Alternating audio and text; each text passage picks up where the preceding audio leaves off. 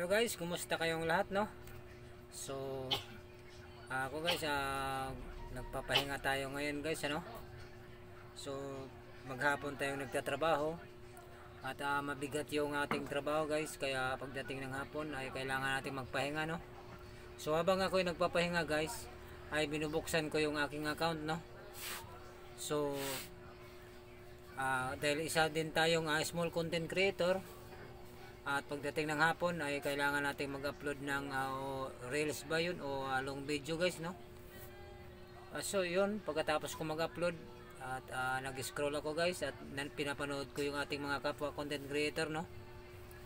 So napapansin ko guys na halos lahat ng ating mga content creator ay ang kinukontent nila yung mga nagbabasa kanila, yung kanilang mga bashers guys, no? Binabasa nila yung comment at ibinabato din nila pabalik doon sa basher nila guys, no? So tama yun guys, dahil doon sila nakakahakot ng viewers guys, no? So kaya doon sila nagpo-focus sa pagko-contents doon sa mga bashers nila, no? So tanong ko lang guys, bakit yung mga bashers na napansin ko guys, mga kapwa natin din naman Pilipino, diba? Dapat Pilipino tayo at yung bashers ay isang Pilipino, dapat magtutulungan tayo dahil Pilipino tayo, diba? At ang sabi nila, ang Pilipino ay mapagmahal sa kapwa, pero yun pala hindi lahat, diba? So yun guys, at pinapanood ko lahat. So yun ang napapansin ko sa ating lahat ng mga content creator, no? Na-realize ko guys, kung sakaling pagbigyan ako ng ating kataas-taasan na iangat niya yung aking small nga bahay, so ganun na yung mangyayari siguro sa akin guys, no? Pag tumaas yung aking followers, dumami yung aking mga viewers, doon din lalabas lahat yung aking mga bashers guys, no? So ngayon pa lang guys ay paghahandaan ko na yan guys, no?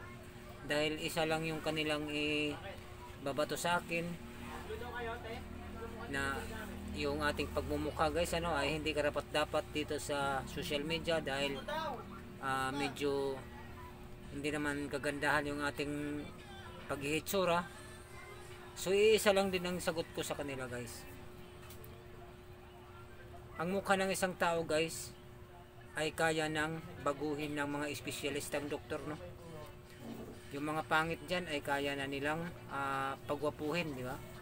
Dahil mga espesyalistang doktor ay magagaling na yan, na-eksperimentuhan na nila yan guys.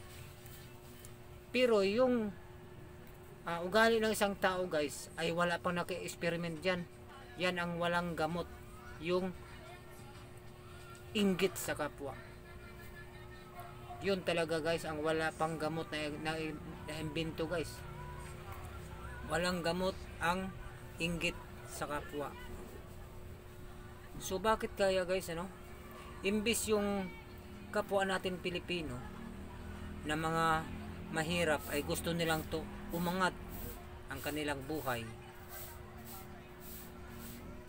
ngayon pag nakita ng kapwa Pilipino na umangat ng kanyang buhay, pilit siyang ibinabagsak.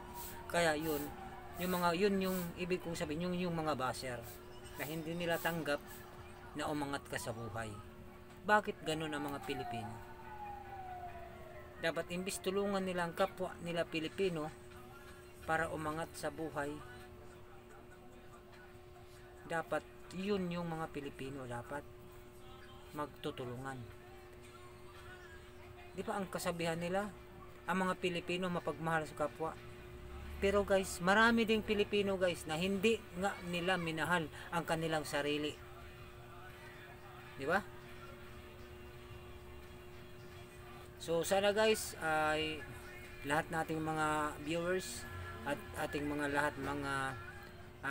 small mga content creator o big content creator ka man, alam na nila yan guys, no? Na ang mga basher ay kapwa natin Pilipino at ang inggit sa kapwa niya tao ay wala pang naimbentong gamot. Yan ay hindi naggagamot. Pero ang itsura ng tao guys ay kayang gamutin ng ating mga espesyalistang doktor. Dahil naimbento na, pwede ka na niyang baguhin ang mukha mo. Pero yung pagkaingit sa tao, yun ang wala pang naimbentong gamot guys, no? At yun lang guys. Maraming salamat sa inyong panonood.